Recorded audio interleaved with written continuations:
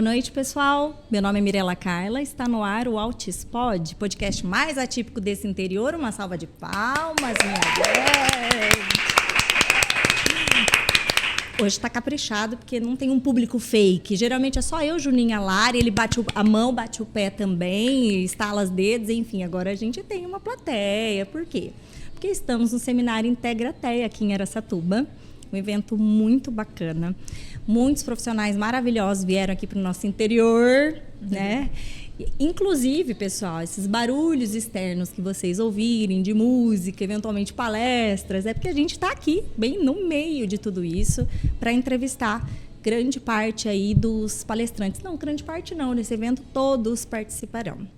E o tema escolhido agora foi TDAH. Sim. Vamos entender um pouquinho sobre esse transtorno, como que funciona, qual é o tipo de intervenção e tratamento, né? E então, deem uma salva de palmas para a minha convidada, Luciana Xavier. Seja bem-vinda, Lu!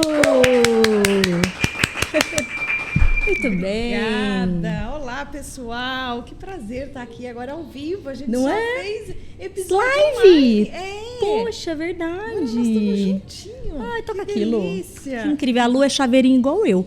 Ela fala que não, que ela é um pouco mais alta, mas não, isso aí é uma polêmica nossa aqui envolvida, né? De quantos metros nós temos, assim, de perna, tipo Ana Hickman, assim, só que não, né, Lu? Nós temos a perna da Ana Hickman. Nós somos a perna, isso. Nós somos a perna da Ana Hickman, né? Ela tem, no caso, o tronco a mais que a gente. Só isso, só. Ai. Lu, TDAH, né? Eu ainda acho, assim, como que fala? Hoje até, o diagnóstico de autismo, a gente tem visto uma banalização até, das pessoas não entenderem muito, né, o que é diagnóstico, mas TDAH também, né?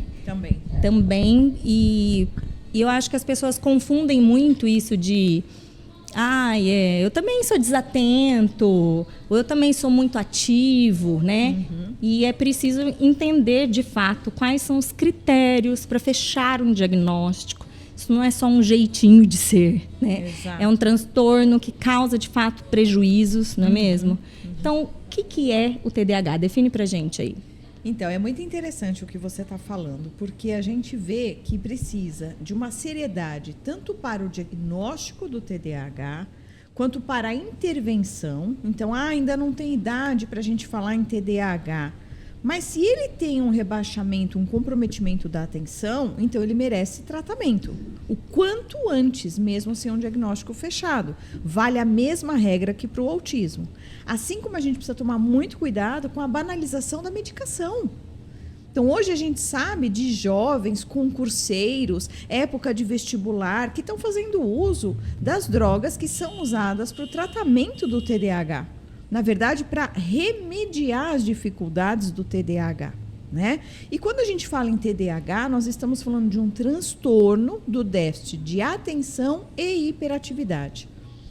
Então, a pessoa pode ser de um predomínio hiperativo, o que na infância muitas vezes é marcado por uma agitação motora, né? E com o passar do tempo, essa criança ela vai represando essa agitação motora, mas isso vira o quê? Agitação do pensamento, ansiedade, agitação interna, né? E aí nós temos também o tipo desatento, que é o famoso aluno no mundo da lua, né? A professora fala e ele está lá olhando para outro lugar e não registrou nada daquilo. E temos o misto, onde ele tem a desatenção e a hiperatividade. Então, quando a gente fala nesse transtorno de desenvolvimento, nesse transtorno que é um comprometimento funcional, assim como no autismo, você tem um cérebro íntegro, um cérebro que numa neuroimagem não vai aparecer nada, um exame de sangue não vai aparecer nada, porém você tem um comprometimento no funcionamento dele. Ou seja, temos também um cérebro atípico. Assim como o TDAH, ele é muito associado ao autismo. Chega a ser 80% dos casos. Nossa, incidência como comorbidade do autismo, assim? Muito alta, muito alta. Mas a gente não pode banalizar. Então, eu escuto frases do tipo, essa semana eu estou um pouco TDAH. Eu sou um pouquinho TDAH. Né? E não existe isso. Então, ele é um transtorno que está descrito no DSM-5, no CID-10, no CID-11. Nós temos aí todo um suporte de nomenclatura, de literatura, para nos ajudar, assim como nós temos os critérios diagnósticos do autismo. Nós temos lá, então, os critérios diagnósticos do TDAH. E é como um copinho, Mi. Eu preciso de ter alguns sintomas para encher esse copinho e falar que nós estamos falando em TDAH, né? Porque o TDAH, ele impacta muito na vida da pessoa. Não só na vida da pessoa, ele impacta na vida da família. Então, a gente fala aí muito na questão do déficit de atenção, que é o título do transtorno. Mas o transtorno do déficit de atenção não é só isso. E eu acho que é isso que a gente precisa falar um pouquinho no nosso bate-papo hoje. Para aprofundar desse mesmismo, assim, essa ideia superficial ainda, né? Do que se trata isso. E assim, eu acho que, assim como do autismo, também é um conhecimento mais recente que as pessoas têm tido, né, disso. Eu também, antigamente, o que eu pensava da pessoa era aquela criança hiperativa mesmo fisicamente, assim, que não conseguia se aquietar, não sentava na sala. Mas era basicamente isso o que eu associava de uma pessoa TDAH, né? Tanto que, mesmo depois, estudando sobre... Não me aprofundei tanto, porque não foi algo que, de imediato, foi identificado no Arthur. Então, me aprofundei da minha realidade ali, né? E eu fico boba de ver, assim, o tanto que eu fui estudando, sem também... esse reconhecimento dessas características ou dessas condições assim em mim e de inúmeros prejuízos reais mesmo, assim, que as pessoas não têm nem ideia.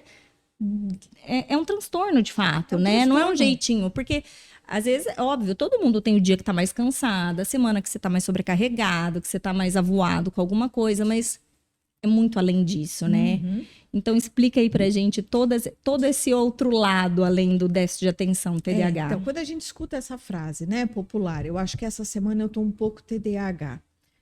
Depois do Covid, eu fiquei um pouco TDAH, né? A gente já sabe que, na verdade, a pessoa não é TDAH. Por quê? Porque ele é de início precoce. O TDAH, ele não vai invadir a vida da pessoa após os 12, 13, 14 anos. Ele é de início precoce. Então, você encontra isso na curva de desenvolvimento dessa criança. E aí você encontra outras características que envolvem essas regiões do cérebro que estão com prejuízo funcional. Então, por exemplo, algo que é super pouco falado no TDAH, mas a gente precisa explorar mais isso. O TDAH, ele tem uma impulsividade muito grande. Ele tem um controle inibitório, o refreio de impulsos dele falha demais. Então, não é só um déficit de atenção. Nós temos também um déficit de concentração. Nós temos um déficit na manutenção da atenção. Então, Mi, quando a gente fala em atenção, nós estamos falando em atenção mantida ou sustentada, atenção alternada e atenção dividida, né? Então, quando eu consigo manter a minha atenção, você percebe que você abre uma porta para esse cérebro aprender? Sim. Então, às vezes, a gente recebe pessoas com intervenções que dizem, olha, tá patinando. Já faz meses, até um ano que tá patinando. Por quê? Porque se você não trabalhar a questão da atenção, dessa criança se manter atenta durante um certo período, você não vai conseguir implementar nada nesse cérebro. Porque a atenção, ela é hierarquicamente muito importante para o nosso cérebro. Então, se eu te dou uma informação, eu te chamo pelo nome, eu peço para você olhar para mim, eu digo que aquilo é importante, eu fragmento para você a informação.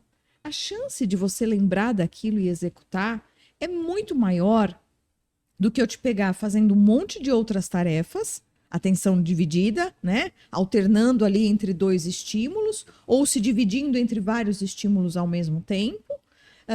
E eu queria que você memorize aquilo, faça uso da memória operacional. A chance do seu cérebro registrar isso é muito menor, né? Então, quando a gente fala em contato visual, em postura de estudante, em tônus cortical, em tônus muscular, tem tudo a ver com isso, né? A gente precisa lembrar que a área cerebral do TDAH, ela está muito próxima da área motora. Então, por isso que muitas vezes vem acompanhado da hiperatividade. né? Então, você vê como é mais complexo do que você resumir a um déficit de atenção. Uhum. Não é só isso. Por isso que numa avaliação a gente precisa olhar para tudo isso com muito cuidado. Até você poder dizer, bom, então temos aqui um TEA e TDAH, né? Ou temos aqui um TDAH, não está acompanhado do TEA, ou se a gente tem ali um comprometimento de atenção por exemplo, uma questão psíquica, isso acontece. A pessoa num esgotamento, num burnout, numa depressão, né? Na depressão nós já temos uma desativação do tônus cortical. Então ele já está reduzido, ele já está hipo, né? Então pode ser que eu tenha um comprometimento de atenção. Mas lembrando, o TDAH ele começou lá atrás, na infância. Tem que ter os primeiros sinais lá atrás. Nasce com esse transtorno do neurodesenvolvimento. É Sim. isso, assim como Sim. o autismo. Assim como né? o autismo. É que no caso do Arthur, como os prejuízos eram muito grandes dos critérios de autismo, né? O TDAH dele ficou lá no fim da fila das coisas que a gente, tipo assim, não era tão aparente. Conforme a gente foi trabalhando várias habilidades, né? Dentro do autismo, do programa que tinha, aí o TDAH foi se destacando depois, né? Algumas coisas que a gente tinha dificuldade e aí via que era, além de outras coisas, mas assim, essa questão atencional, né? De se manter atento, tanto inicial quanto depois, mesmo em assuntos que ele está engajado e que são de interesse dele, né? E que comprometia todo um encadeamento de respostas, né? Então, assim, errava várias atividades, não porque não tinha a compreensão cognitiva para aquela atividade, mas porque pulava etapa, porque não teve paciência de focar. Paciência, assim, gente, tô falando leiga, né? De esperar o suficiente de todas aquelas informações para depois desempenhar essa atividade, né? Então, você falou aí uma parte muito importante, né? Então, vamos lá. TDAH, não podemos esquecer de impulsividade. Aí temos uma outra palavra-chave, postergação da resposta. Para o TDAH é muito custoso ele esperar, ele postergar a resposta. Demais. Eu vi aí você fechando os olhos, acho que você sabe o que é isso. Total. É um sofrimento. É muito difícil. E é chato. É chato. Eu sei que o Roberto reclama muito de mim, meu marido, assim, porque eu interrompo o tempo inteiro, mas eu não consigo muito bloquear um monte de pensamentos que vem acontecendo, assim, na minha cabeça. E isso ao longo da minha vida, assim, isso... Aí falar disso da impulsividade, né? Você tem consequências menores e você tem consequências maiores que te deixam disfuncional na vida por conta disso, né? E mesmo também fazendo as coisas que eu gosto. Então, o Altispod é um espaço que eu me concentro muito porque eu gosto demais. Então, eu fico aqui meio que passa o tempo que for e eu tô aqui e tal. Mas acho que tipo, é só isso na vida, porque do resto... E já teve muitas vezes, assim, de eu estar dando palestra, e aí eu tô dando a palestra e um amigo entrou. E eu paro a palestra e dou oi. Tipo, não é nada demais, porque eu tenho esse meu jeito, mas não é intencional. Não é, tipo, vou dar oi. No meio, interromper, né? Eu tô lembrando até o ano passado, em Jales, na palestra... Eu lembro que eu tava falando alguma coisa e eu vi uma amiga minha cochilando na plateia. Eu tava lá, eu lembro. Tava lá. E eu assim, Fabi, você tá dormindo na minha palestra e tal? E ela assim, tipo, ela tava super cansada, mãe, assim, tipo, esgotadaça, né? Ela é muito amiga. Eu não consegui refrear essa zoeira dela no palco, você lembra disso? Eu lembro. Mas assim, gente, assim, muita coisa acontecendo ao mesmo tempo, né? Então, quem convive comigo... Eu não termino de dar uma informação, já atropelo com outra coisa, parece que eu vou deixando tudo em aberto. Tudo em aberto, arquivos em aberto. É como quando você pega um computador e tem 20 janelas abertas, né? Então, são 20 tarefas que você não finalizou. Não finalizei. Mas você teve o impulso de fazer. Isso. Né? Por isso que uma palavra que também precisa ser associada quando a gente fala em TDAH é a motivação. Né? Motivação não no sentido de autoajuda, do que a gente conhece no dito popular de motivação. Motivação no sentido de impulso para a ação. O TDAH ele pode até ter um impulso para a ação, mas ele tem dificuldade em manter esse impulso para a ação. Então, por isso que ele começa inglês e para, ele começa a faculdade e para, ele começa a ler 3 livros e para. Ele tem aquele desejo. Quando a gente fala em cérebro de TDAH, nós estamos falando de alterações ali no centro dopaminérgico, no centro da recompensa. Então, o que acontece? Quando você tem uma redução, né, ali no centro de recompensa, concorda comigo que o TDAH ele precisa ter recompensa rápida, imediata, ele não consegue esperar muito. E precisa ser recompensa potente, precisa ativar o centro do prazer. Então, por isso que quando a gente dá devolutiva para pai e mãe, eles falam assim, não é possível, Luciana, que ele tem déficit de atenção. Ah, porque para o videogame ele fica horas, viu? Né? Se deixar ele com os amigos, ele fica horas. Agora tá namorando? Vê se esqueceu o namorado em casa. Não esqueceu, não. Então, assim, são coisas que dão prazer. Sim. Então, é muito provável que ele vá manter. Agora, quando ele consegue ter o impulso, ele acha que aquilo vai dar prazer para ele, realmente dá inicial. Né? Então, ele começa o curso de inglês. Só que pegar aquela recompensa a longo prazo, cara, é uma tortura para o TDAH. E aí, o que ele faz? Ele desiste. E aí ele vai para uma outra hipótese, para uma outra situação, onde ele acha que vai ser mais rápido. Entendeu? Ele tenta pular etapas. Exato. Cortar caminhos, né? Atalhos. E é uma coisa muito doida. Eu nunca tinha identificado, assim, tudo isso, né? E de entender o quanto de coisa ruim na minha vida, né? Que foi assim que eu fui largando. E foi um certo alívio. Não é alívio de sentar e descansar nisso, mas eu cresci com a sensação de ser irresponsável. Sensacional você falar disso, Tá. Mirella. Irresponsável, porque, ele não fez porque é irresponsável, sabe que tem que fazer, não fez por quê? E aí eu não fiz por inúmeros motivos, porque eu esqueci, porque eu confundi, porque eu troquei, porque eu não... E não é porque eu não quero, né? E os meus meios de me organizar são péssimos também, a minha parte executiva. Então, se você chegar na minha mesa do escritório em casa, que eu faço as coisas, é um monte de post-it, tipo, tudo quanto é lado, nada é concreto, tipo, eu não consigo nem ordenar uma organização disso. É uma coisa doida, assim. E é óbvio que isso te torna, assim, disfuncional, né? Eu ainda tive a sorte de ter uma família mais regrada e estruturada, e que não me deixava por minha conta. Você vai. Tô te levando, tô te buscando, tipo... Então, controles externos me ajudam muito a me manter.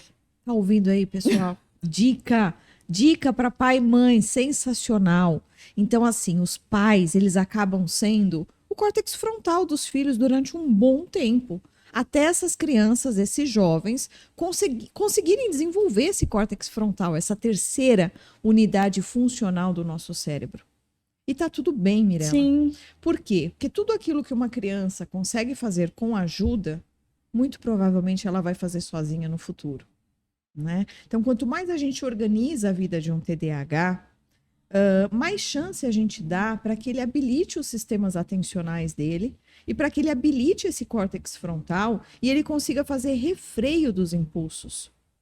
E, gente, nós estamos falando num comprometimento que está ali no meio do cérebro, né? Nesse centro dopaminérgico, no sistema de recompensa, prazer, manutenção, mas nós também estamos falando num comprometimento de córtex frontal, né? Onde a gente não fala só numa função, a gente fala em funções executivas. Então, olha o que está comprometido: controle dos impulsos, verificação da ação, né? Então, você não tem noção do que você fez? Não. Você começou a ter noção quando eu comecei a conversar. É exatamente isso. Aí começa a cair a ficha. O planejamento está alterado. Por isso que eles têm miopia do tempo. Então, você diz assim, você tem médico às 3 horas. Né? Você precisa sair de casa às 2h30. O TDAH vai jurar para você às 2h23 que ele não está atrasado. Mas é só 2h30 que eu tenho que sair. Né? Então ele não consegue fazer aquele planejamento de preciso me arrumar, preciso pegar os documentos que eu tenho que levar para consulta, porque 2h30 eu tenho que estar saindo. Então isso me gera muitos conflitos, muitas discussões, muito desgaste nas relações familiares. Você está falando, Dr. Paulo Liberales, recado é para você. Você entende a minha dificuldade da pontualidade?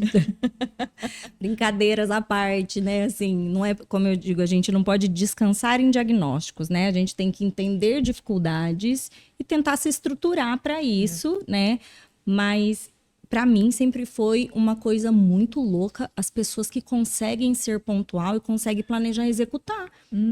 Planejar até eu planejo mais ou menos ali, mas realmente isso de miopia do tempo eu achei que, nossa, que incrível, caiu como uma luva, uma falta de noção do que cabe num dia. Sim. De assumir 80 compromissos, sair sempre assim, você acorda cedo para se atrasar com calma. Essa sou eu. É exatamente isso. Eu acordo bem cedo para me atrasar com muita calma. Eu não sei o que eu faço, que eu tô sempre atrasada, mas eu sempre acordei cedo, comecei a planejar e me perdi.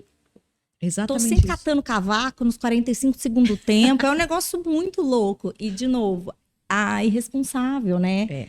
Então, sei lá, na minha vida escolar, eu fiz prova surpresa a minha vida inteira, praticamente. Sempre surpresa.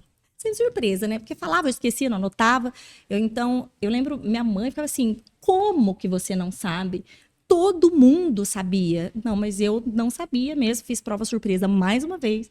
Tipo, eu não entregava a tarefa nos dias que tinha para entregar. Eu não lembrava, assim, era uma coisa muito doida. Isso foi ao longo da minha vida. Então, eu comecei a ir mal em parte da escola. E aí, de novo, irresponsável e incompetente. Todo mundo entregava, por que você não entregou? Todo mundo entregou, organizou melhor, eu fui fazer no último minuto, entreguei igual o meu nariz, um belo projeto, de nada. Então, eu fui fazendo isso, né? E aí, a minha saída foi o humor, né? Eu faço piada, tipo, faço uma gracinha e tal, e como se isso não afetasse. Mecanismo de defesa. De defesa. Mas isso ao longo de uma vida é muito horrível. Muito, muito. E aí nós temos que entrar nesse capítulo, né, Mirella? Isso, porque para autoestima, a construção que eu tive de autopercepção irresponsável, né? Irresponsável, não é possível. Todo mundo faz, tem que fazer, não faz por quê? E que eu fui tendo sortes. Olha só, eu não consigo me sentir... tipo assim, merecedora de alguns sucessos que eu tive. É como se eu tivesse dado sorte, porque eu dei azar em vários. Tipo assim, então, sabe, assim, não... por quê? Porque eu não planejei direito, aconteceu meio que nos 45 de segundo tempo. E isso é muito preocupante. Então, mas você vê, né? Quando a gente fala em autoestima, Mi, nós estamos falando do cristal mais precioso que o ser humano tem dentro do psiquismo dele, né? Porque a autoestima deriva tudo. Deriva a sua autoconfiança, deriva as suas relações interpessoais. A visão que você tem de você mesma é a visão que você leva para fora. Né? Então, aí nós estamos falando só do ponto de vista psicológico, né? A neuropsicologia é a menina dos meus olhos, mas a minha formação de base é em psicologia. Então, eu acho isso, assim, muito importante, porque você cresceu uma vida inteira achando que você é só uma sortuda. Só uma sortuda. Ou seja, você nunca foi eficaz. Isso. Gente, isso é muito sério. Não é? Isso é muito sério. E é uma coisa, eu assim, por exemplo, na escola, eu não tinha um desempenho bom, óbvio, era mediano, foi ficando cada vez pior, porque aí eu... A demanda aumenta. Demanda aumenta, e aí eu sempre fazia graça mesmo. Então você é da turma do fundão, mesmo no teu jeito, enfim.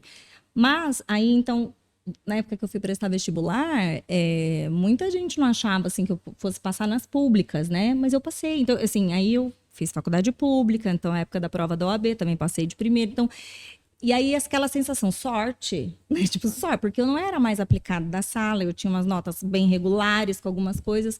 Então, dá uma sensação de que a gente é burra, gente, sério. Porque, é burro. Pensa só, se você não tem um sistema de verificação, é como se os outros soubessem muito mais que você. Então, os outros conseguem verificar, cair a ficha e a sua não cai.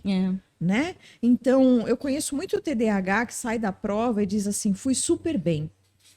Quando você recebe a prova, 2, 3, você fala, mas você falou para mim que você foi super bem, né? Mas ele foi maldoso em te falar que foi super bem? Não. Ele achava mesmo que foi, porque o sistema dele de verificação falha. Né? O planejamento dele, bom, eu tenho prova de biologia quinta-feira. Segunda-feira eu vou grifar, terça-feira eu vou dar mais uma lida, quarta-feira eu só finalizo, quinta eu faço a prova. Imagina, impossível Jamais. isso num TDAH. Nunca Nunca. vivenciei nem de perto nada disso, assim. Mesmo porque, Mi, conforme a demanda vai aumentando, ele vai ficando atolado Você de começa demandar. a acumular, exato, assim, você tá cheio de coisa, coisa séria, coisa urgente. Eu ainda brincava que eu tinha urgente, urgentíssimo, urgentérrimo, porque eu tava acumulando, já não era coisa bobinha, né? Só eram coisas que eu de fato tinha que fazer, mas é uma coisa muito doida. A antecipação também falha, né? Então, nós estamos falando de planejamento, estamos falando de verificação, e essa área do cérebro também faz a antecipação. Né? Então, aquela parte que no autismo a gente fala de teoria da mente, conseguir entender a intenção do outro, fazer uma leitura para entender aquela situação, integrar as partes num todo, coerência central, isso também tem bastante relação com o TDAH. Ele também tem muita dificuldade de antecipação. Então, por exemplo, você não viu que ia dar ruim? E eles te respondem de modo muito sincero e inocente. Não, achei que ia dar tudo certo. Né? Achei que eu fosse conseguir, né? Assim, eu tenho paciente que já me confessou assim, eu sei que eu não podia dar 200 por hora, mas foi muito tentador aquele carro novo na minha mão e eu dei 200 por hora e deu ruim, eu bati. Né? E agora eu tenho que falar a verdade pro meu pai. Eu sou culpada, eu realmente estava acelerando. Por quê? Porque falhou. Falhou ali a verificação dele, falhou a antecipação e falhou principalmente o quê? Controle inibitório. Inibitório, né? Então, assim, ativou o prazer e aí não conseguiu dizer, chega, né? Ele foi. Então, o que eu costumo dizer? São mentes muito inquietas, são mentes muito agitadas, né? E que deixam uma desorganização do pensamento e da ação. Então, por isso que você pode pensar em 10 coisas ao mesmo tempo e não fazer nada uma manhã inteirinha. Falar, cara, eu pensei em tudo e não realizei nada essa manhã toda. Desgastei, cansei. Porque eu realmente pensei muito em tudo, um interrompeu o outro e no fim eu tô com 3 post-it espalhados ali que nem eu sei depois concluir o que foi aquilo que eu fiz. São mentes inquietas e mentes que buscam prazer. Buscam prazer, buscam prazer, buscam adrenalina. Porque tem uma baixa adrenalina. Eles buscam adrenalina. Isso, essa questão do sistema dopaminérgico, né, assim, porque a sensação que eu tenho é que realmente eu tô assim, tô vendo que vai dar merda, né, gente? Eu tô vendo que não vai ser legal e eu fico ali. Até que, assim, os 45 de segundo tempo, aí faz. Às vezes vai dar certo, às vezes não. Por isso que eu me sinto sempre colecionando sortes. E não consigo fazer diferente na próxima. Mesmo tendo ficado muito agoniada, precisava ter, sabe? Por que fazer isso? Tipo, e não sai desse ciclo, coisa doida, né? Eu acho assim, quando a gente está na escola formal, né, Mi, nesse tempo de escola formal que todos nós temos que fazer, é muito massacrante, é muito difícil. Porque a gente vai ter aí a participação da Denise, que fala lindamente sobre as práticas inclusivas, mas as escolas não estão prontas, né? Para nada que seja diferente, que seja atípico, que seja fora do esperado, tanto acima da curva como abaixo da curva. Né? Então, algumas pessoas pensam que estando acima da curva é uma sorte. Não, porque a escola também não está preparada para nada acima da curva. Né? Então, a gente tem aí uma fase muito desgastante. E, geralmente, são pessoas que têm uma inteligência preservada e que depois podem dar conta dessas dificuldades. Isso que eu acho que é importante a gente deixar claro hoje, que o TDAH tem tratamento, ele não é só medicamentoso, né? Nós temos hoje protocolos, o protocolo de habilitação neuropsicológica luriana é um protocolo russo que envolve exercícios de funções mentais associado a exercícios psicomotores. Né? Ele tem uma eficácia. É um programa super aplicado, super validado na Rússia, né? Nós temos as sessões de habilitação neuropsicológica, onde são feitas atividades, jogos estruturados ou até mesmo semi-estruturados, a fim da gente fazer o quê? Habilitar a capacidade de atenção. Né? Porque a gente precisa lembrar também que a atenção, ela não nasce com o ser humano, ela vai sendo construída. Então, o bebê começa a prestar atenção ao semblante da mãe, ele começa a prestar atenção ao ambiente que está em volta dele, o mobile, ele começa a compartilhar a atenção, Lembra dessa parte que a gente estuda muito no Sim. autismo? E isso vai ampliando. Então, uma criança de 2 anos, ela tem uma capacidade X de concentração e atenção. Uma criança de 10 anos, ela tem uma capacidade completamente diferente. Né? Por que é exigido das crianças que eles se mantenham cada vez mais tempo sentados na escola? Né? Porque é uma progressiva de atenção, manutenção da atenção e tempo de concentração. Né? Por que existem os intervalos de aula de 50 em 50 minutos? Porque a gente sabe cientificamente que o nosso cérebro tem capacidade de se manter atento por mais ou menos 1 hora. Então, 50 minutos, dá 5 minutos de intervalo entre a troca de um professor e outro. Aí você dá um restart e continua, né? Então, nós temos aí questão de alimentação, que tem tudo a ver, para a gente ter energia, para esse cérebro ter glicose e poder produzir, né? Mas, quando a gente tem um comprometimento na questão da atenção, nós vamos ter um atraso nessas funções executivas. Elas não vão acontecer. Elas não vão acontecer sozinhas, como acontece no autismo. Então, o que eu preciso fazer? Eu preciso estimular esse cérebro. Então, durante algum tempo, eu preciso ser o mediador externo desse cérebro. Ajuda? ABA. Nós estamos falando de ABA, né? Então, eu tenho ajuda total, eu tenho ajuda que vai diminuindo progressivamente, da mais intrusiva para menos intrusiva. O que eu espero dessa criança, desse jovem? Eu espero que ele habilite as funções executivas dele. Né? Então, o uso de remédio ele é muito importante. Muitas vezes, para a gente conseguir ter a criança em terapia, nós precisamos que ela esteja medicada. Sim. Né? E isso também é um mito. Eu vou colocar só em terapia, Luciana, mas eu não vou dar remédio para a atenção dele. Eu sou super contra remédio. Né? Uma ajuda só química, não está ensinando o cérebro dele. Mas, gente, nós estamos falando de um transtorno que é neuroquímico.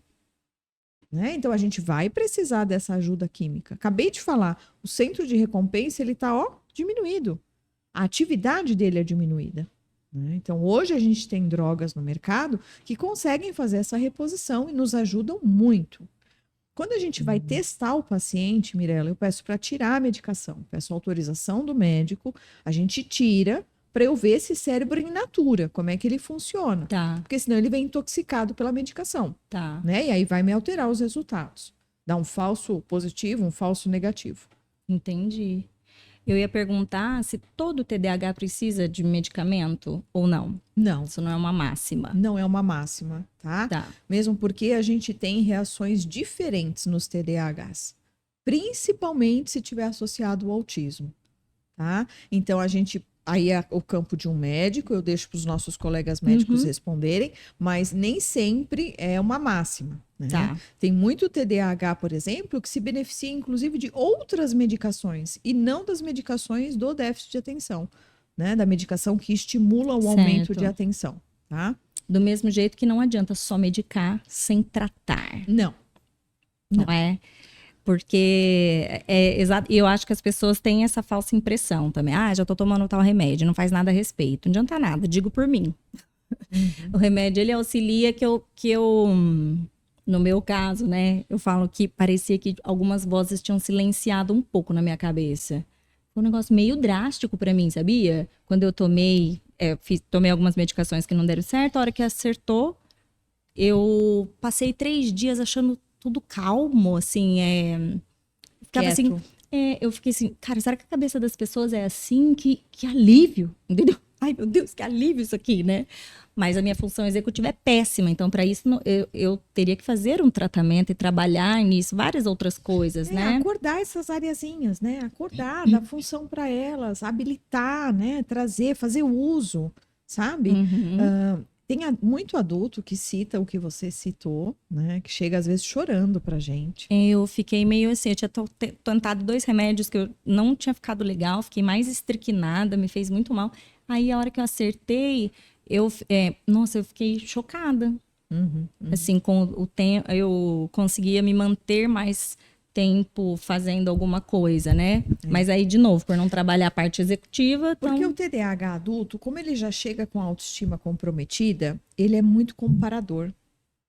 Então, ele quer saber muito como o outro funciona. Você quer produzir igual o teu Você coleguinha. quer produzir Tipo igual o assim, coleguinha, exatamente. não vou produzir igual o coleguinha? É bem isso. Com esse Então, remédio? muitos chegam falando assim, agora eu entendo, é assim que você funciona? Nossa, eu tô passado. Faz uma semana que eu tô tranquilo, que eu tô conseguindo fazer minhas coisas.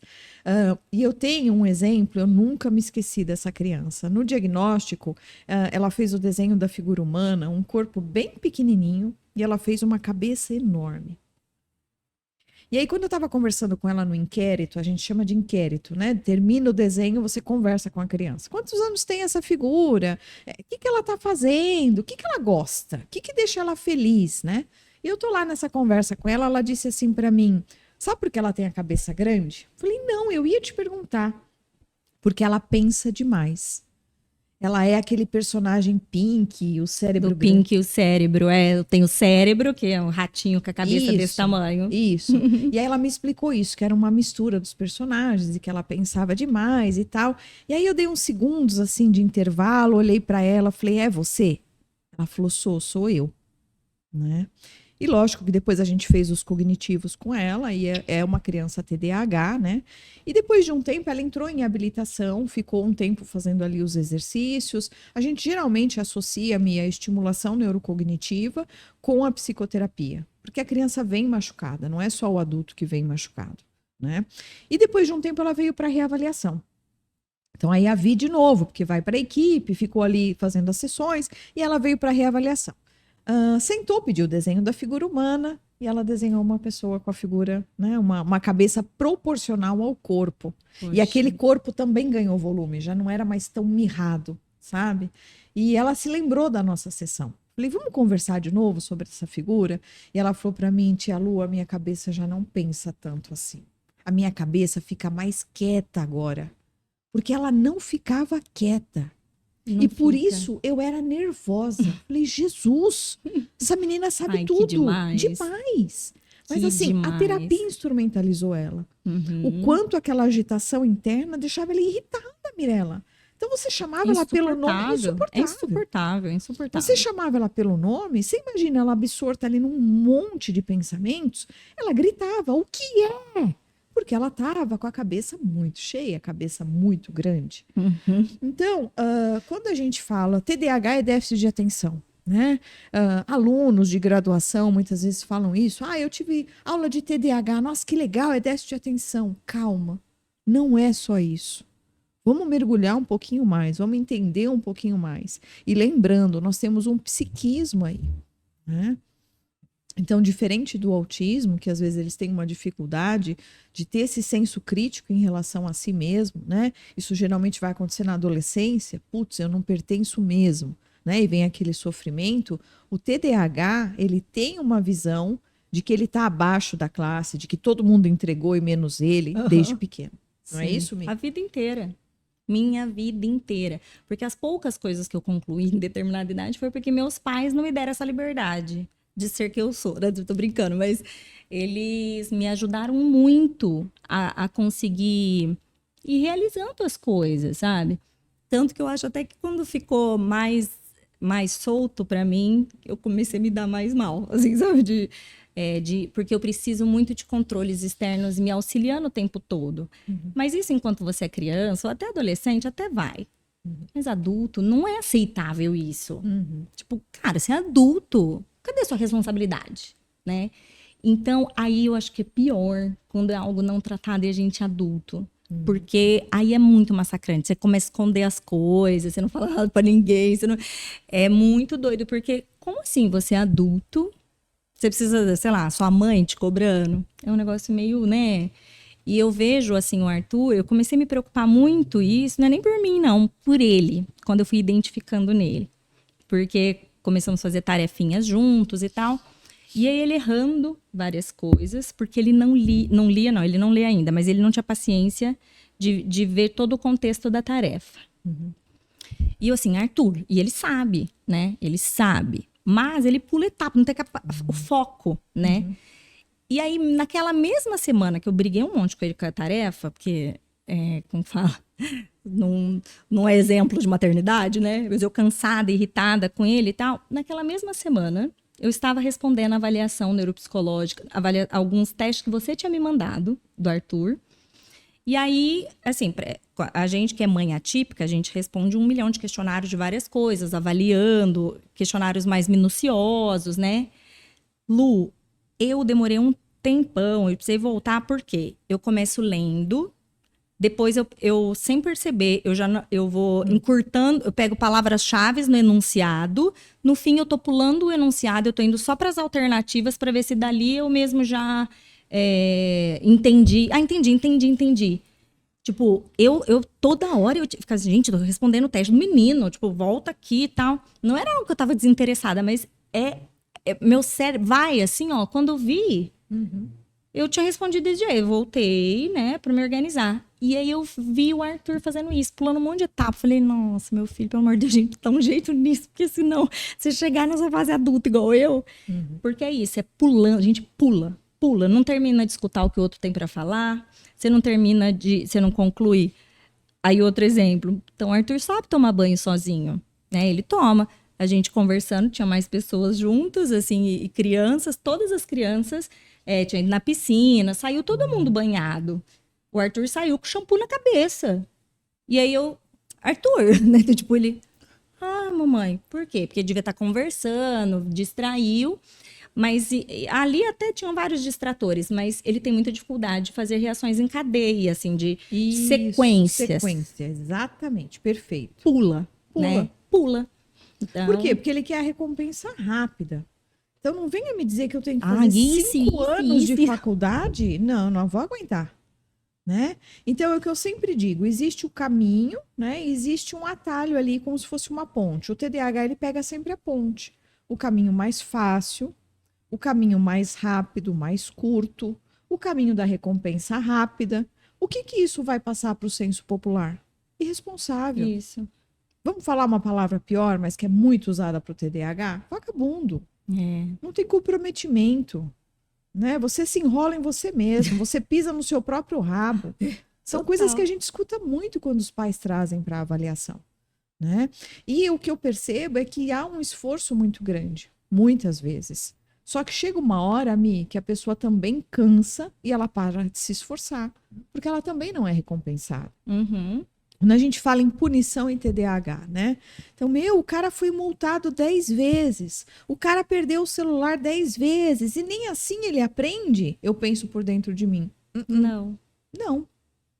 Né? Porque não é dessa forma que ele vai aprender. Mesmo porque você rebaixa ainda mais o centro de recompensa dele e você desmotiva esse cara.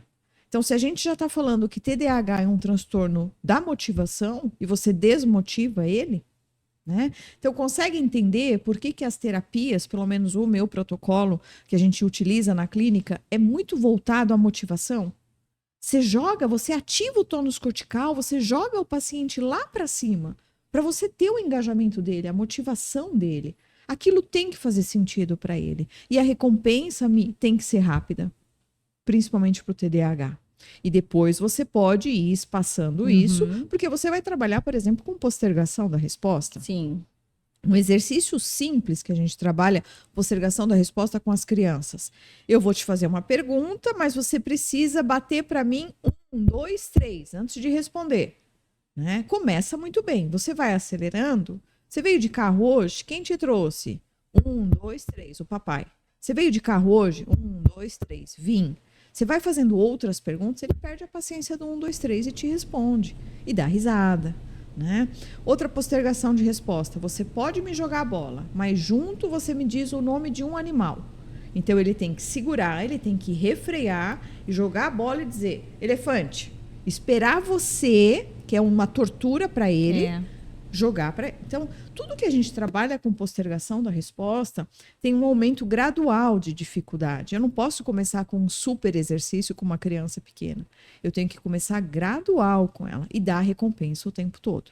Né? Controle inibitório. Nós temos tarefas maravilhosas para trabalhar controle inibitório. Nós temos, inclusive, programas prontos que fazem isso, já patenteados, né? Programas já em computador, em iPad. É muito legal esse mundo. Eu amo o mundo dos exercícios de habilitação e reabilitação neuropsicológica. Então, mas a gente pode trabalhar com lúdico também. Então, você tem lá uma sequência de cores, né? Então, ele está acostumado a dizer vermelho, amarelo, azul e verde. Eu digo para ele, agora você não diz mais vermelho. Toda vez que você olhar o vermelho, você vai chamar de amarelo. Ou seja, você tem que refrear, engole o vermelho, não é uma área automática do seu cérebro. Então, isso vai modelando esse cérebro, isso vai habilitando áreas que aí responde aquilo que você disse, não é só medicação.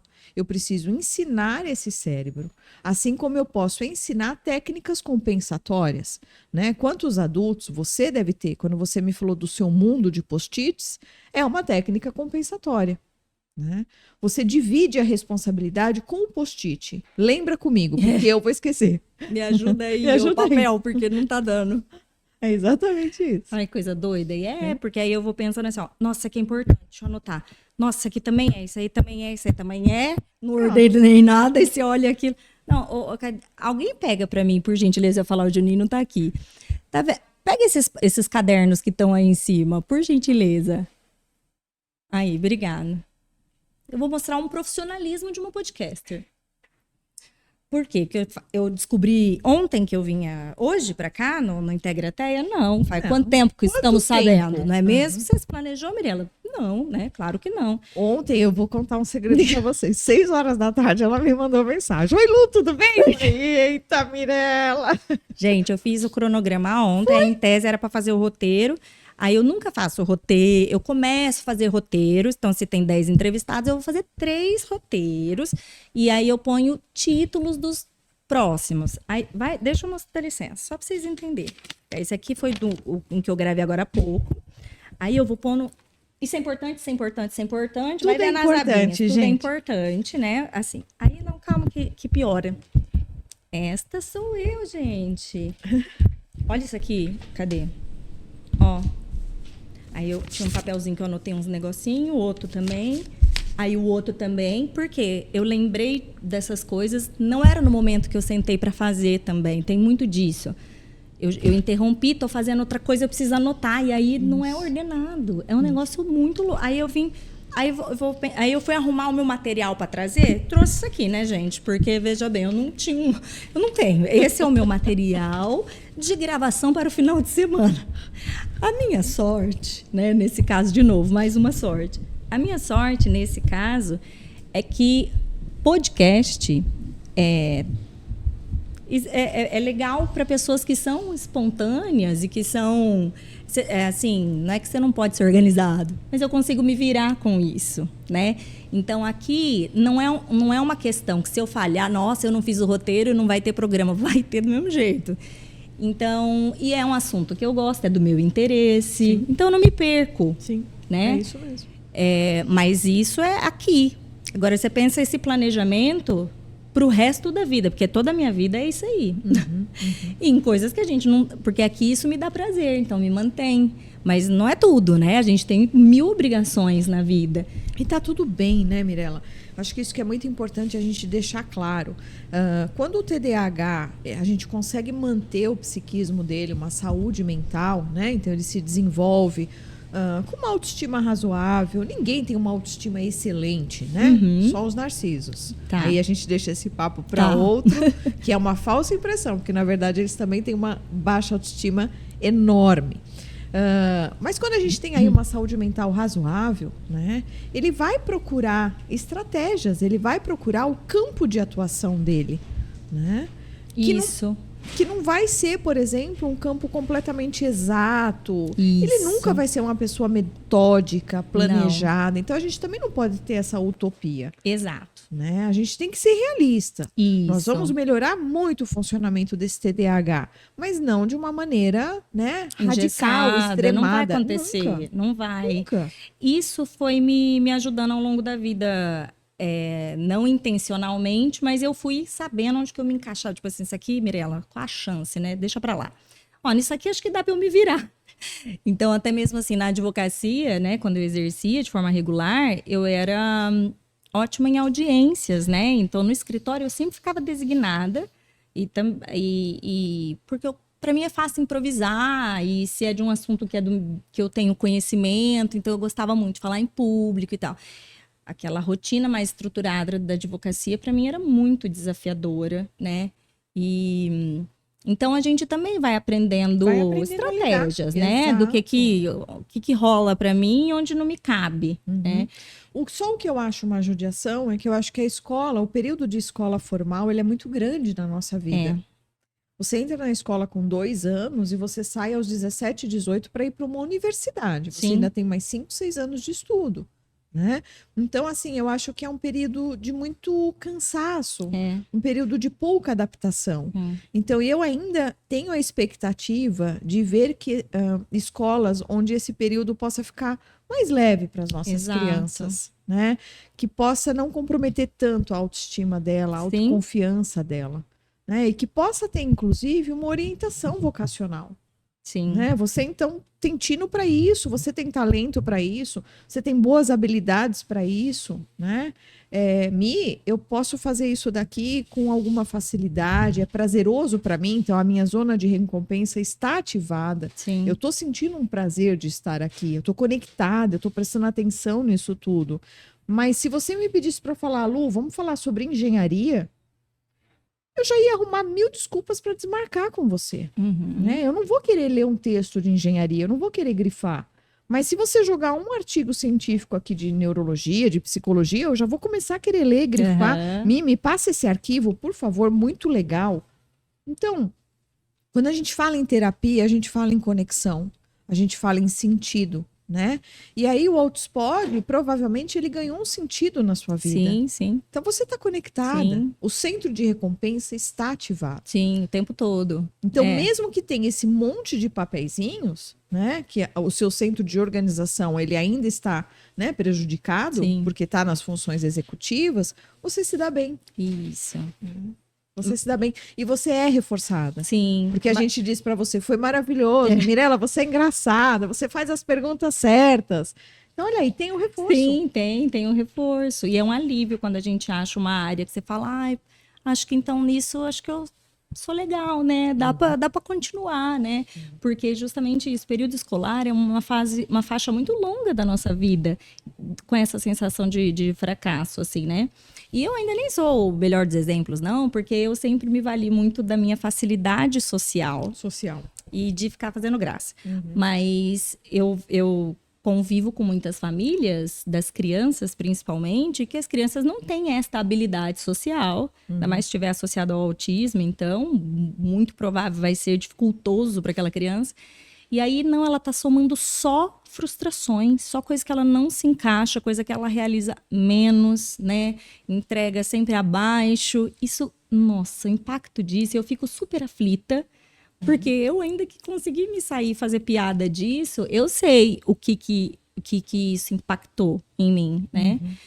E algo que as avaliações têm que responder, né? O quanto é um prejuízo intelectual, um prejuízo de conhecimento adquirido, ou o quanto é um prejuízo de atenção.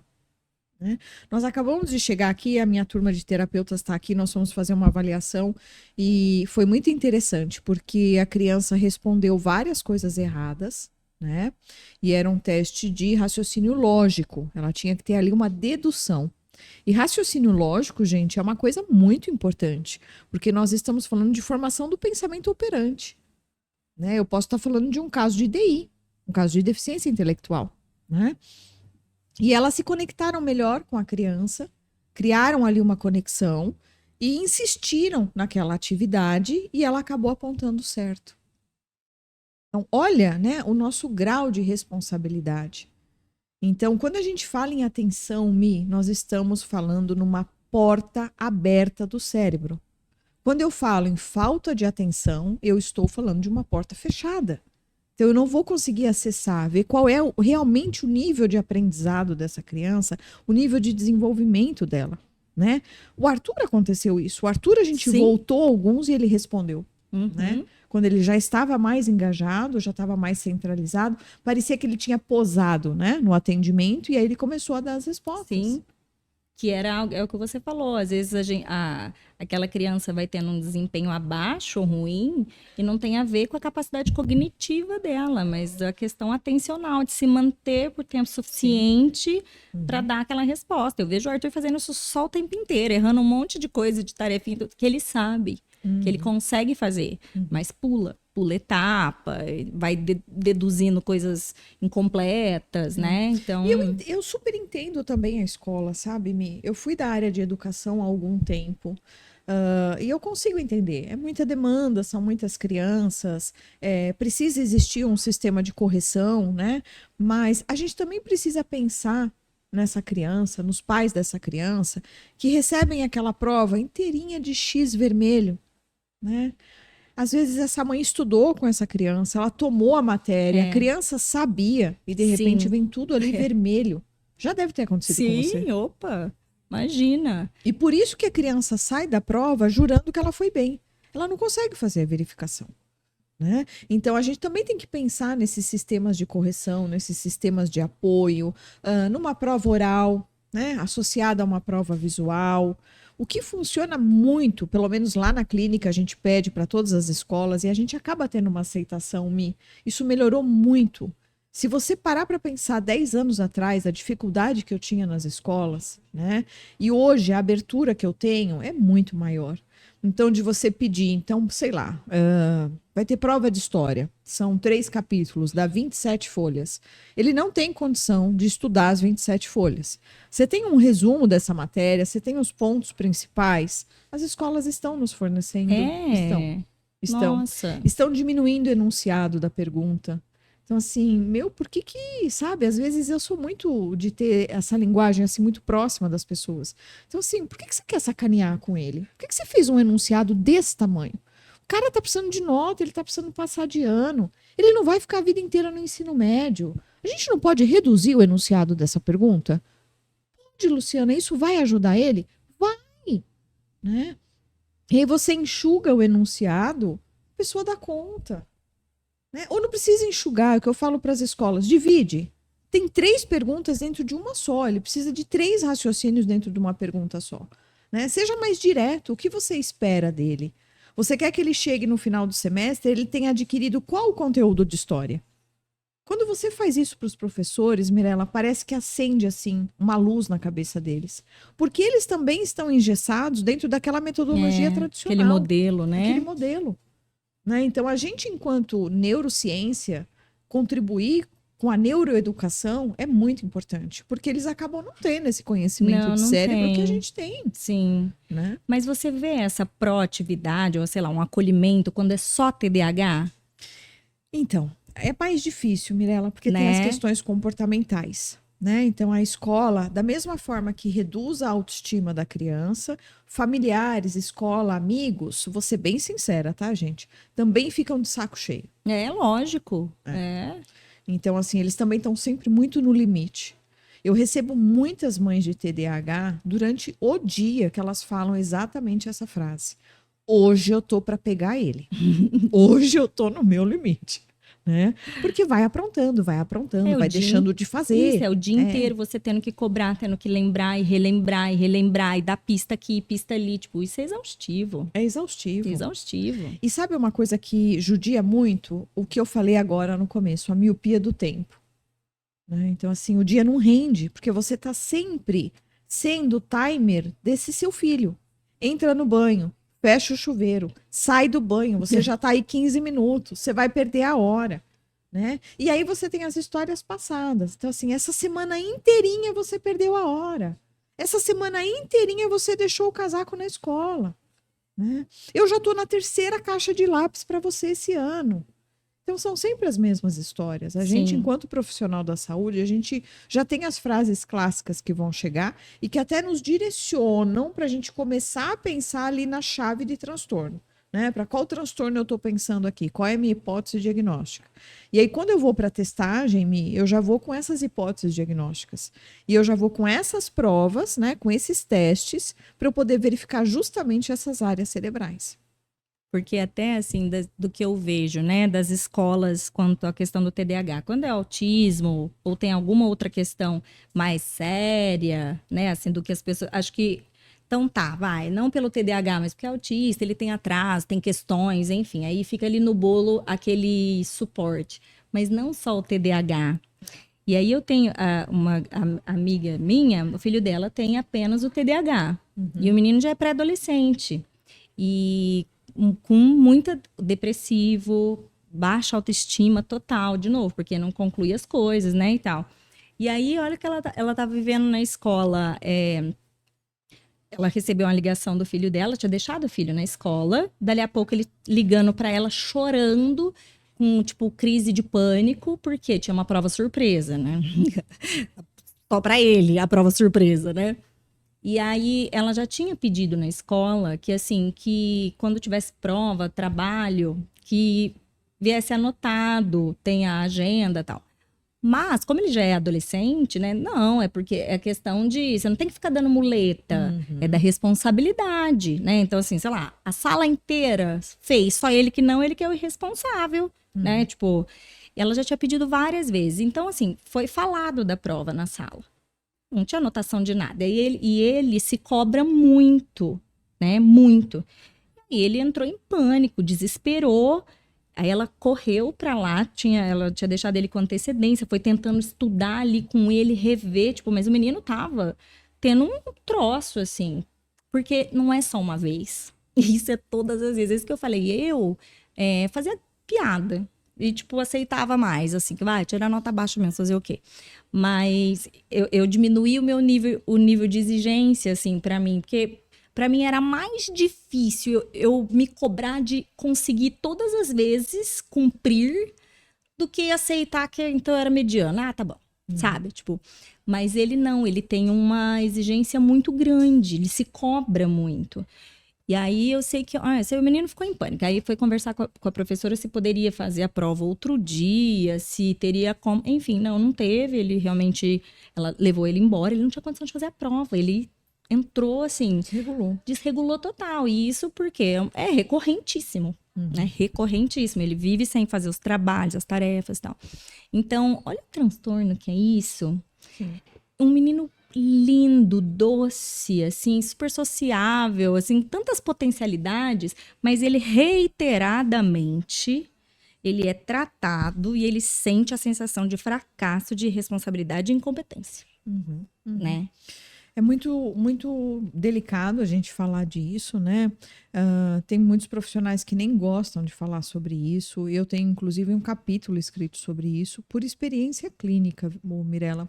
Eu falo sobre o suicídio e o autismo, mas a gente também existe um índice muito grande de suicídio no TDAH. Não tinha ouvido falar sobre. É muito pouco, eu ando pesquisando, a gente tem números que ainda não são nacionais, né? A gente tem números mais fora do Brasil, mas está relacionado também, né? Essa questão dessa mente inquieta, dessa busca da adrenalina, essa busca do prazer, uma que, primeiro, expõe muito eles ao perigo, né? TDAH são pessoas que se machucam demais, que vivem roxos, que se expõem ao perigo, que não tem noção, né? A gente fala no senso popular, não tem noção. Não tem noção nenhuma. Não tem noção. E se você não tiver uma rede de apoio, né? Por exemplo, como aconteceu nessa escola, você imagina isso sucessivamente na vida desse menino. Sim. Aí se instala uma depressão. Vamos dizer que não se trata essa depressão. Uma hora ou outra ele vai ter um pensamento suicida, né? Porque eu sou menos que os outros. Eu não presto, eu não sou bom para nada, né?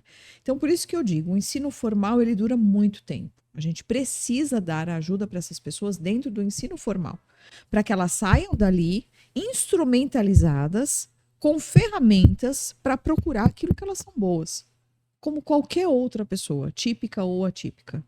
Todos nós temos habilidades e temos dificuldades. Todos nós remediamos as nossas dificuldades. Todos nós precisamos nos adaptar às nossas questões. Sim. Né? Eu me adaptei à minha altura, você também. Sim. Eu não vou usar uma roupa da Ana Hickman, porque eu sei que não vai me cair bem, né? Nem você. A gente estava acabando de brincar disso, que a gente compra a roupa número 16. Exato, infantil, né, querida? Cabe melhor, fica mais bonitinho, cai bem. Super. São adaptações. A gente brinca, mas são. Sim. Né? Então, se você for ver percepção visual, as pessoas têm um olhar que eu e você não temos. Né? Eu brinco, eu falo isso em casa. Vocês estão vendo em cima da geladeira, eu não vejo.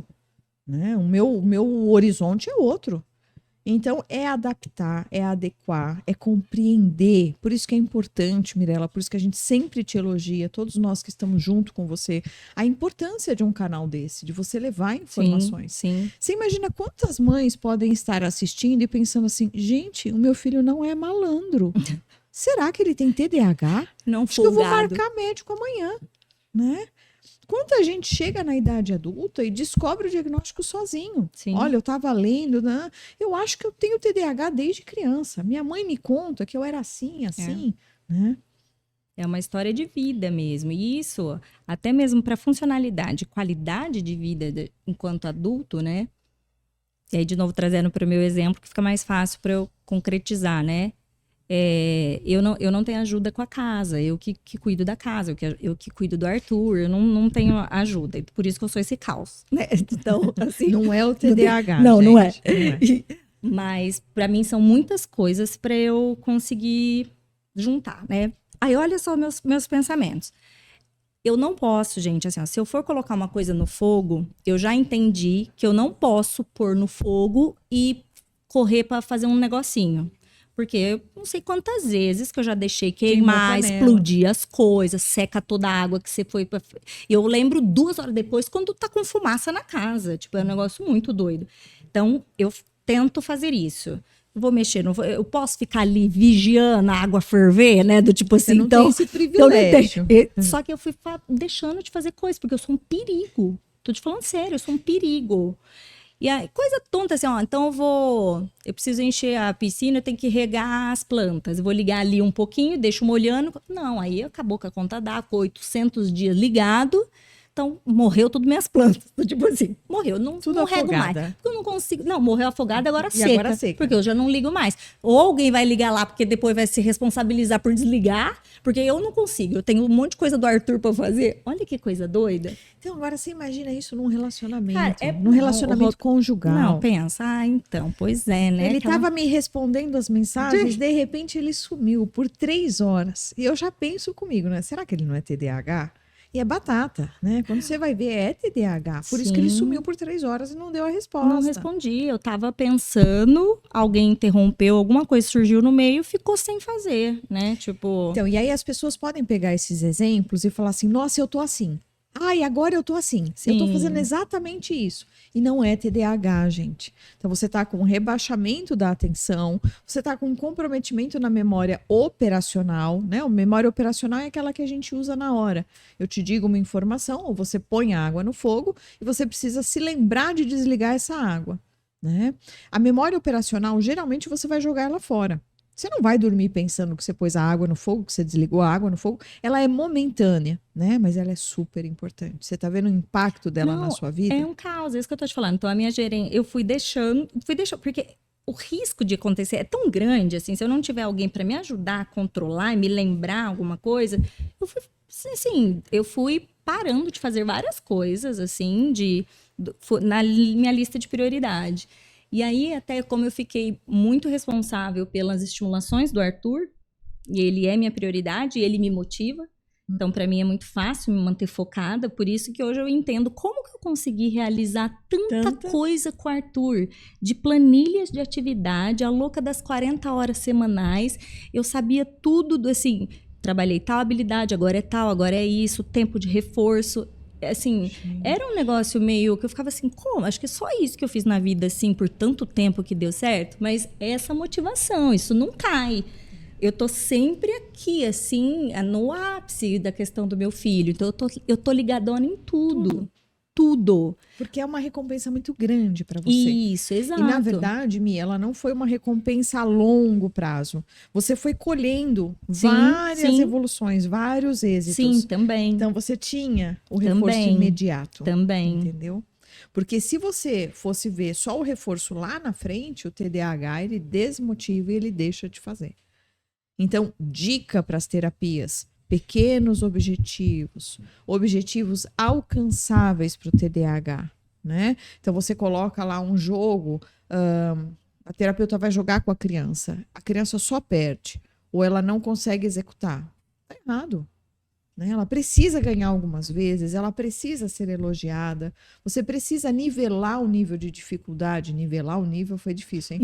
Você precisa lá adequar esse nível de dificuldade para que seja razoável aquela zona de desenvolvimento real daquela criança. Ah, Lu, mas ele precisa evoluir. Sim, ele precisa vir para a zona potencial de desenvolvimento, né? Para depois a gente dar mais um salto de desenvolvimento. Então, você vai graduando esse nível de dificuldade para que ela tenha recompensa o tempo todo. Porque senão vai desmotivar. Né? E quando a desmotiva, você já tem um rebaixamento de atenção. Junto com a desmotivação, daí você não consegue. Né? Essas são as atividades que vocês abandonam. Né? Então, aquelas receitas de bolo. Ah, é legal você ter uma agenda. O TDAH esquece de abrir agenda, gente. Eu tenho 10 agendas e na minha agenda 80 post-it dentro, outras coisas grudadas. Não adianta. Não é Você isso. acha? Eu todo ano eu compro um planner novo. Isso. Aí eu vou Lindo. perdendo ele, depois com outro, aí outro negocinho. Aí eu acho que é porque esse aqui, se eu comprar um menor, cabe na minha bolsa, eu consigo quando eu lembrar das coisas. Eu vou comprar o menor. Aí eu vou na papelaria, eu compro canetinhas bonitinhas. Eu fico buscando. Gente, é um negócio doido. Que ridículo. Eu termino o ano toda vez com 80 planner, agenda. Em branco. Não, em branco e picadinho. Esses que nada, né? Tipo, é um negócio muito, muito doido. Não é? Se fosse só isso. Gente, se fosse só eu entender que eu preciso, né? Se fosse só a questão da responsabilidade, poxa, se tem alguém que... Ninguém fica mais triste do que eu de deixar de realizar aquilo. E isso é uma outra questão. Foi ótimo você ter falado disso. Porque quando a gente fala no comprometimento da autoestima, a gente fala também que o TDAH ele tem sucessivos insucessos. Então, isso também vai rebaixando muito a autoestima dele. Não é só ele se comparar com o outro e ele se sentir menos que o outro. É ele também fazer essa autopercepção e ir somando insucessos. Sim. Né? É terminar o ano e ver um planner picadinho que você não fez uso dele. Agora, imagina, Mirella, se você só tivesse acesso à informação, TDAH e déficit de atenção. Você ia conseguir se identificar com o transtorno? Não, eu nunca. Olha que doido, eu não me acho desatenta. Assim, eu me acho muito atenta, parece uma antena parabólica pegando tudo. Então, até mesmo isso de desatenção, nem isso eu me identificava. Muito legal o que ela falou. Deixa eu explicar para vocês sobre o funil. É comum no déficit de atenção eles terem atenção difusa, ou seja, sabe a boca larga do funil? Entra tudo ali, eles captam tudo. Eles são capazes de ouvir o barulho da ambulância que está passando lá na outra rua. Sim. Eles têm atenção difusa. Aonde está a dificuldade? Em afunilar esse funil. Está justamente na atenção focada, na atenção organizada. Tá? Por quê? Está justamente na dificuldade de você desprezar esses estímulos, que nós chamamos de distratores, e focar no que você precisa. Sensacional você ter falado nisso, porque eu já tinha esquecido. Então, é eliminar os distratores. Por isso que a gente tem muitas provas na neuropsicologia que a gente vai avaliar justamente isso. Qual a capacidade que esta pessoa tem de eliminar os distratores? Não, eu me sinto completamente capaz. É isso que eu falei, de você estar numa palestra e você interromper aquilo que alguém passou e você não conseguiu. Então, porque você está captando absolutamente tudo, o tempo todo, né? E isso é muito exaustivo. Muito. Gente, mas assim, muito. Mas a dica que você está dando, o exemplo que você está dando é muito importante para muitas pessoas e muitos pais que vão começar a fomentar, a proporcionar isso para os filhos. Usem as suas habilidades. Então, por exemplo, eu estava nessa palestra e eu não percebi que foi uma derrapada, um déficit de atenção. Para mim, aquilo ficou super engraçado. Né? O auditório inteiro riu. Então, muito legal a maneira que você aprendeu a lidar com isso. Isso, eu fui aprendendo a lidar.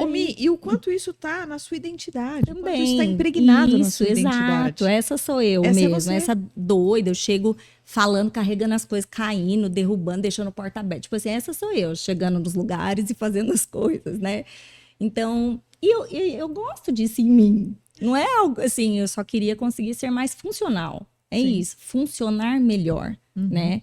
E aí eu até queria te perguntar da questão, todo mundo sabe que exercício físico faz bem para todos, né?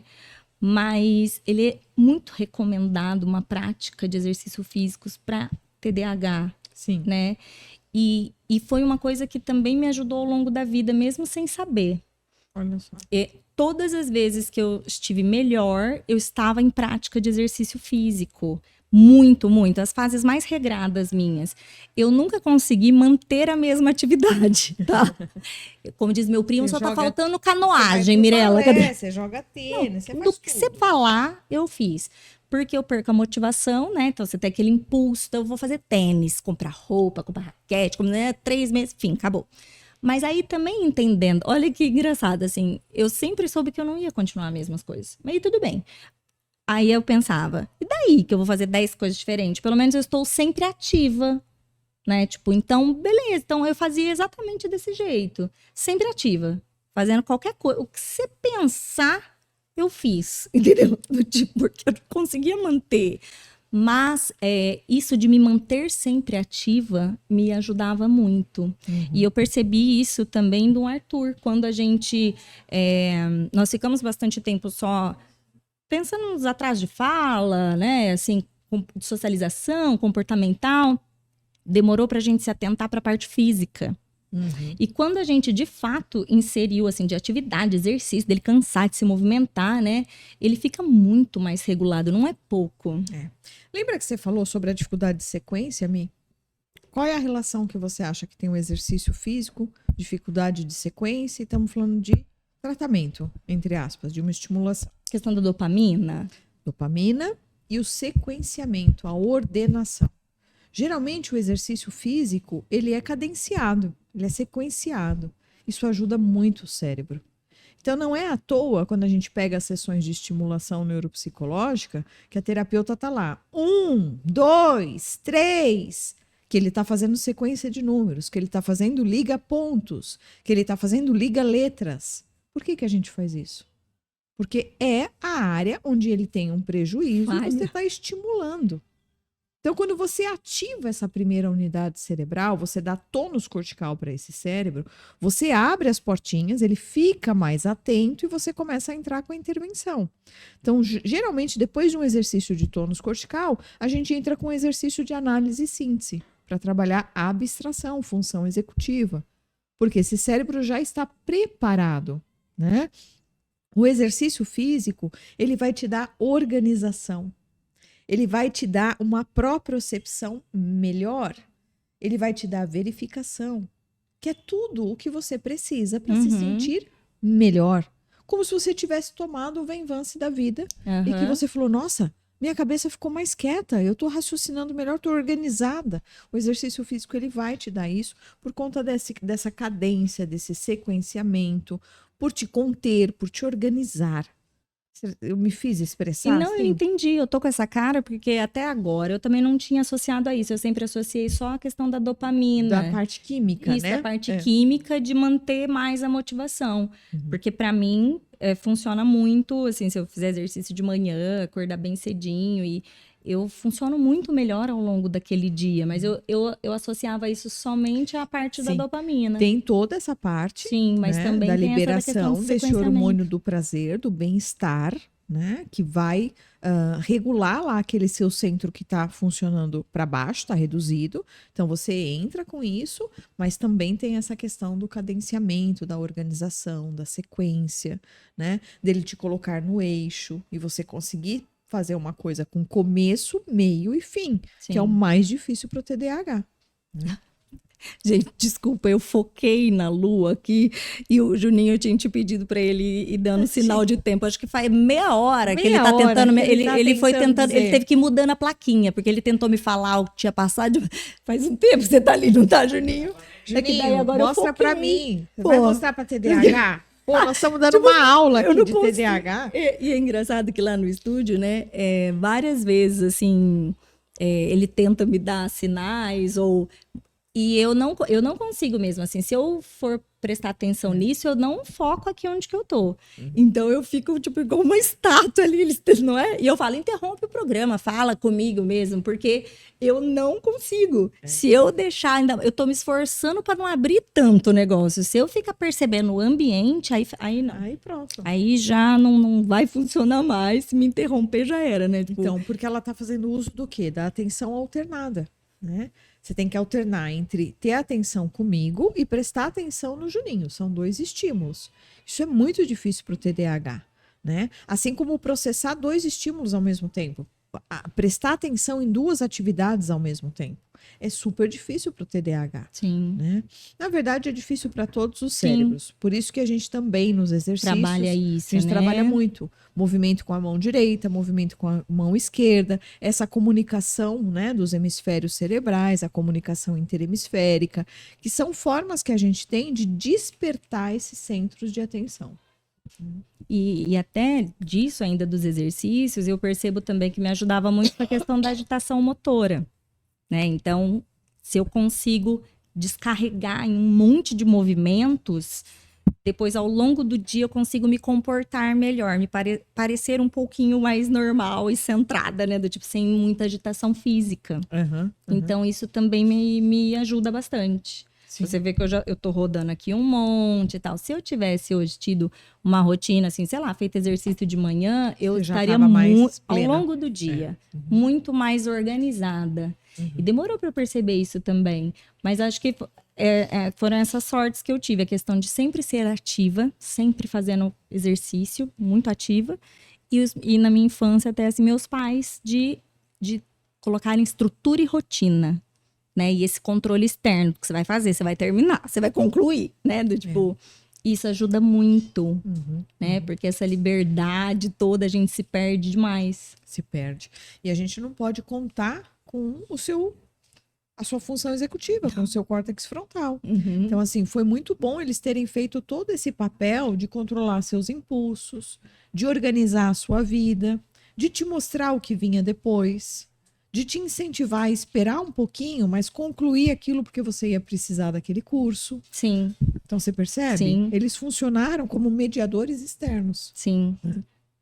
Então, uma rotina, uma vida mais estruturada para quem tem TDAH. Acho não sei se para todo, não sei se rotina é bom exatamente para todo mundo, mas para determinadas questões e pessoas ajuda bastante nessa Sim, a gente tem ordenar. pessoas super perfeccionistas, né, exigentes consigo mesmas, metódicas, que você jamais vai precisar implementar uma rotina com ela, barganhar ali um combinado com ela vai fazer sozinha, né? Mas para o TDAH é essencial que ele tenha rotina, que ele tenha pequenas recompensas ao longo dessa rotina. Né? Então não adianta você dizer, você precisa estudar porque você precisa de nota esse bimestre. Isso é muito amplo. Muito. Né? É muito nada isso. É muito tipo nada. assim, o que eu faço Eu vou com essa fazer isso informação? amanhã. Lógico. Amanhã eu vejo o que eu faço. Ele vai jogando para amanhã. Isso. Né? O lema que eu ainda brincava, para que fazer hoje o que eu posso fazer amanhã? Para com essa ansiedade, galera. Tipo assim, eu ficava brincando exatamente com isso. Por que fazer hoje? Para que antecipar, gente? Para quê? Mas é essa dificuldade mesmo de... E miopia do tempo. Nossa, isso aí para mim fez um sentido absoluto. Falta de noção total do que cabe, do que vai dar. Assumir 800 compromissos de uma vez só. Briga com o Waze. Não, eu não vou fazer em 15 minutos, eu vou fazer em 5. Não vai, né? Não vai, você já está atrasado, né? Deixa eu te falar, o Waze tá certo. É isso mesmo. Lu, você acha que dentro desse transtorno faltou alguma coisa para a gente pontuar? Eu acho que a importância da conscientização, a importância de um diagnóstico, a importância desse diagnóstico ser precoce, de derrubar esse mito. Ah, não pode dar diagnóstico de TDAH para criança pequena. Ah, tudo bem, eu não vou entrar nesse mérito, não pode. Mas ela está com indícios de TDAH, ela tem um rebaixamento de atenção, ela tem uma impulsividade exacerbada, ela tem agitação motora. Então, me desculpa, vamos tratar. Eu não preciso que você me dê a nomenclatura TDAH para eu aplicar as técnicas que eu uso para habilitar isso nessa criança e poder dar uma qualidade de vida. né? Então, assim, poder que ela faça uso da pré-escola dela, do ensino fundamental, que ela se recorde das coisas que aconteceu na escola, que ela se aproprie desse conhecimento e amplie esse conhecimento. Isso é aprendizagem. E isso é cognição. Nós estamos falando de construção de cognitivo, né? Então, eu acho que o que a gente precisa deixar bem claro é isso. A importância da gente falar sobre isso está associado, sim, com outros transtornos, mas nós temos um número enorme de pessoas só com TDAH, TDAH puro, né? E o quanto a gente precisa de tratamento para isso, o quanto a gente precisa de um olhar e de atitudes inclusivas da escola. Lembrando, é um período muito grande que essa criança vai ficar na escolarização formal. Isso. Né? É isso, vai definir toda a percepção dela de capacidade para o mundo, de competência, do que ela pode ou não pode, do que ela vai se arriscar ou não. Isso vai determinar tudo. Tudo que ela vai ser depois disso vai ser desse período escolar. E é por isso que gera tanta angústia essa falta de inclusão como um todo, aí até mesmo a questão do autismo, né? Porque a gente sabe que é uma faixa longa da vida das nossas crianças e que a gente... Poxa, queria que fosse uma memória muito positiva disso, né?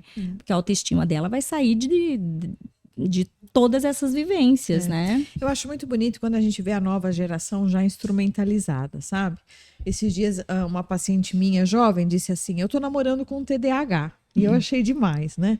Porque eu disse assim para ela, alguns anos atrás, você ou sua mãe diria assim para mim, eu tô namorando com um moleque indisciplinado, ele tira notas baixas, ele já reprovou na escola, ele é super desorganizado, ele me deixou 1 hora no térreo esperando. Meu, ele é um cara estranho, né? Então, assim, é uma coisa que me impactou tanto. São recortes, sabe, da minha prática clínica, mas que me marcam tanto.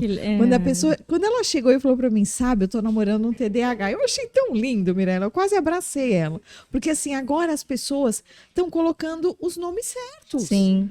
Né? Então, assim, ela não tá namorando um moleque irresponsável, Sim. ela tá namorando um TDAH. Sim. Né? E não é para desculpar todas essas falhas, não é isso, mas é Pra de compreender e instrumentalizar mesmo, entender que é uma necessidade, que isso tem que ser levado a sério, que precisa de intervenção, né? E que não é só falta de vontade. É né? isso aí, né? é isso aí. Então tá, Lu, muito obrigada pela sua minha participação. querida. Eu que agradeço. Esse tema super importante que não tinha sido conversado ainda no canal. Olha, que honra. Não é? Então, Que inaugurei chique. o TDAH. É lógico. Inaugurei Autismo e Elas. Foi. Inaugurei TDAH. Pô, muito obrigada. E neuropsicologia também. E neuropsicologia. Só você. Autospod Neuropsicolux. É isso mesmo. Obrigada, Mi. Gente, um beijo. Fiquem ligadinhos nas próximas entrevistas. Beijo. Beijo, pessoal.